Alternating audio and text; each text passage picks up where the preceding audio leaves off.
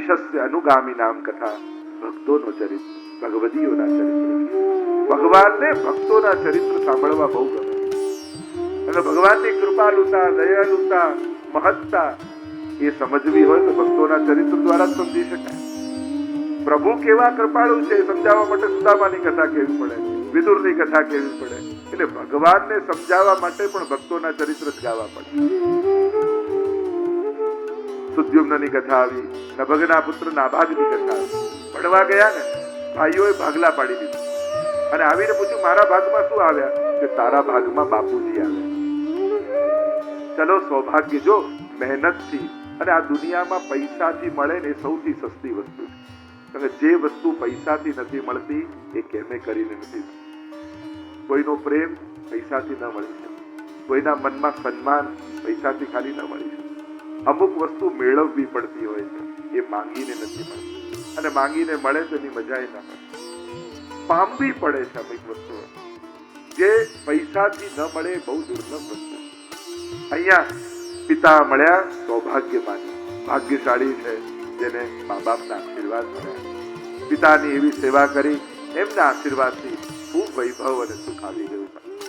આગળ અમરીશ રાજાની કથા આવી, હરિશ્ચંદ્રની કથા આવી, સગર ચરિત્ર આવ્યું.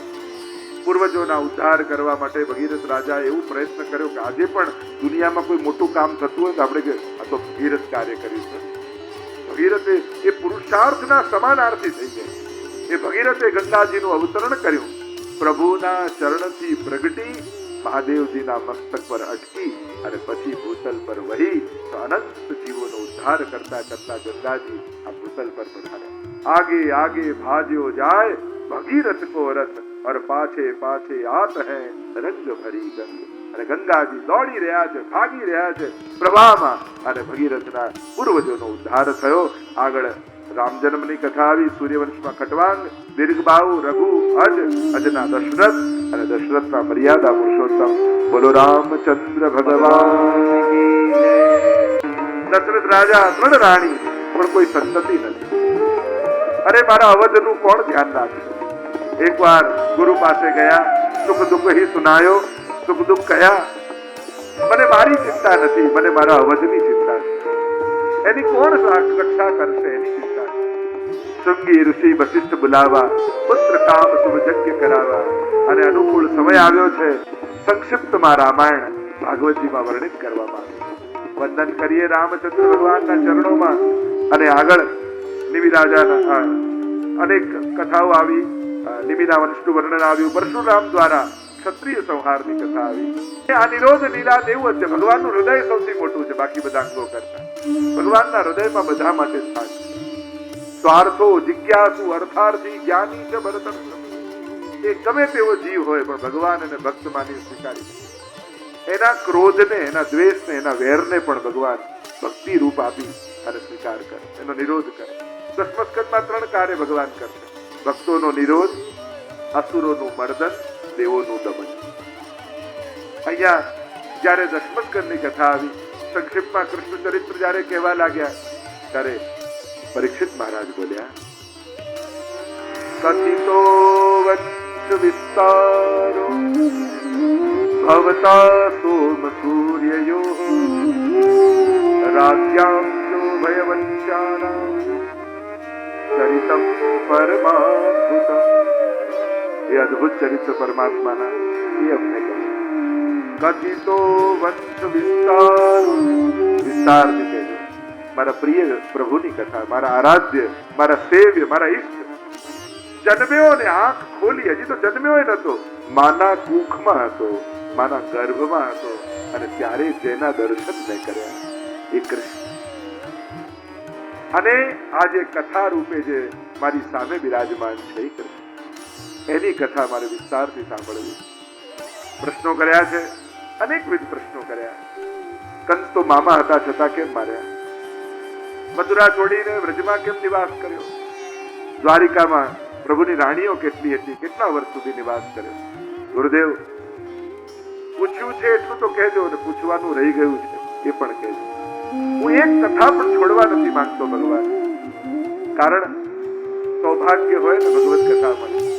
एवं निशम्य भृगुनंदन साधुवादम वैयासकीत भगवान अथ विष्णुदासम। वचमा सुतजी बोले કહ્યું કે સુખદેવજીને પરીક્ષિત સંવાદ ચાલે છે, આમાં વચમાં સુત ઉવાચ ક્યાંથી આવ્યું? મહાપ્રભુજી અર્થ કર્યો કે જ્યારે ભગવાન સંબંધી પ્રશ્નો કર્યા એ સાંભળીને સુખદેવજીની તો સમાધિ લાગી, પ્રભુની લીલામાં મગ્ન બની ગયા. પ્રભુને થયું અરે સમાધિમાં જતા રહ્યા તો મારી કથા અધૂરી રહી જશે, તો પરીક્ષિતનો ઉદ્ધાર કેમ થશે? એટલે હવે ભગવાને સુખદેવજીના હૃદયમાં પ્રવેશ કર્યો, એટલે કહ્યું સ ભગવાન અથ વિષ્ણુરાતમ, એટલે કે હવેની કથા ભગવાન પોતે કહેવાના. પ્રભુ પોતે સુખદેવજીના હૃદયમાં વિરાજ્યા અને હવે ભગવાન પોતાના ચરિત્રનું ગાન કરે. ભૂમિ પર ભાર વધ્યો, દુઃખી થઈ ભૂમિ ગાયનું રૂપ ધારણ કરી બ્રહ્માજી પાસે ગઈ.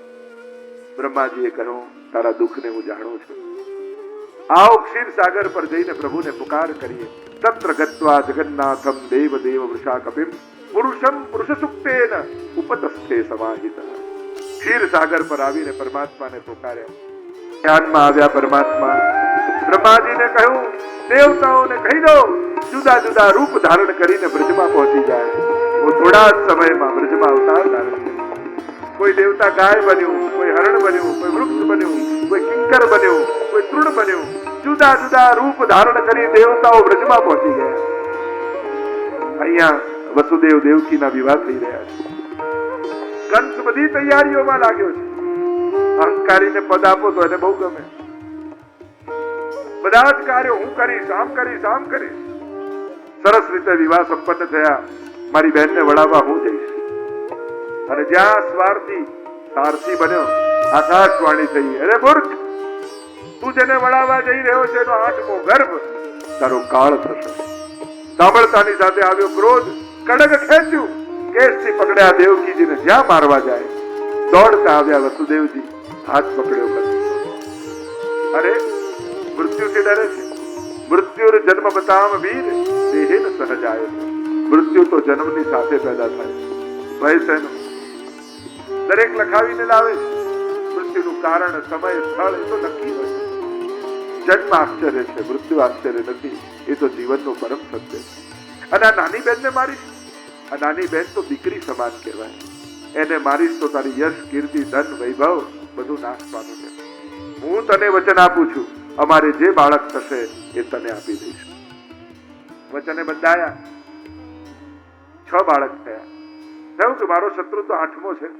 નારદજીને થયું કે પાપનો ઘડો ફૂટશે નહીં, ભરાશે નહીં તો ફૂટશે કેમ? આવ્યા નારદજી એક ફૂલ લઈને. એ ફૂલ લઈને કંસને કહેવા લાગે જો આનાથી પહેલું ગણે તો 8મી આ પંક્તિ થાય, આને પહેલી ગણે તો 8મી આ થાય, આને ગણે તો 8મી આ થાય. આમ બધી પહેલી બધી 8મી, આમાં 8મો કયો? એક દેવતાઓની ચાલ છે.